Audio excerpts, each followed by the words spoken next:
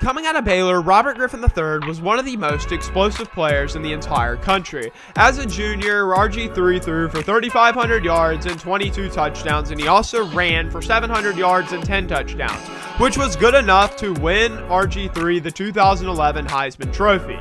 Then, when RG3 immediately went to decide to go to the NFL, there was a big debate on who to take number 1 overall, Stanford quarterback Andrew Luck or RG3. The Colts ended up going with Luck, so the Commanders, or back then the Redskins, had the 2nd overall pick, and they took RG3. Griffin was immediately named the starter, and he had a great rookie season, all things considered. He threw for 3,200 passing yards, 20 touchdowns, and only threw 5 interceptions, and then on the ground, he ran for 815 yards and 7 touchdowns. These stats were good enough to give Griffin a Pro Bowl, a first-team All-Pro, and the Offensive Rookie of the Year. Griffin was also able to lead Washington to their first postseason appearance since 2007. However, it was not a perfect season for Griffin, as in Week 14 he suffered an LCL sprain which caused him to miss Week 15. Then in the wild card game, disaster struck, as Griffin tore his LCL, ACL, and meniscus, an absolute disaster leg injury. It was absolutely a devastation for such a young, promising quarterback. Luckily, Griffin was able to get surgery and recover from this surgery in time for the 2013 season. However, his numbers dropped significantly.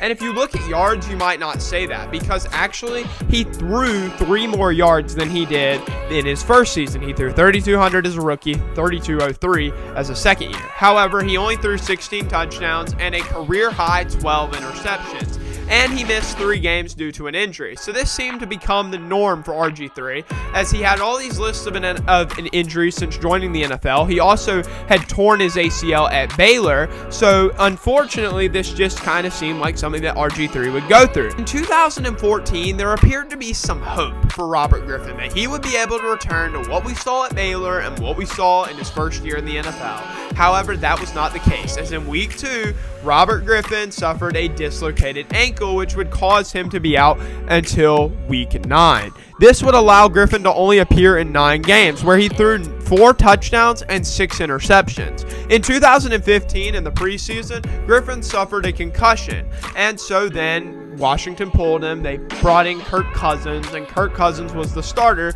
and Griffin did not appear for Washington ever again.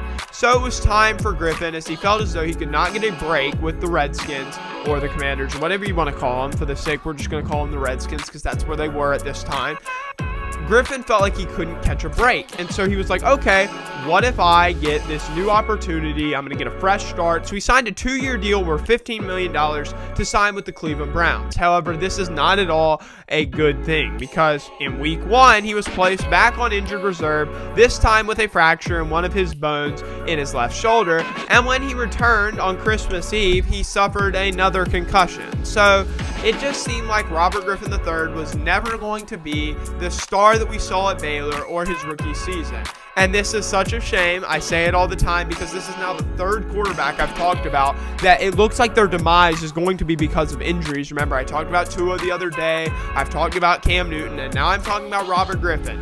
I'll say it every time, injuries suck, but they are unfortunately a part of the game.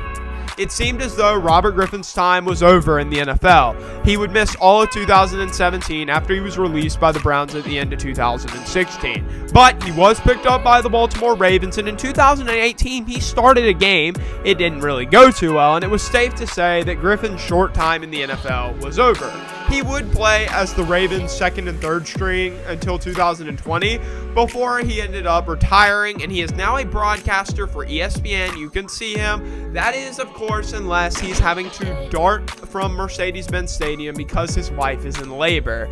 But I am very glad, even though Robert Griffin's football career didn't really pan out for him, I'm glad to see him succeeding, not only in business, but in life, as he has kids, he's married.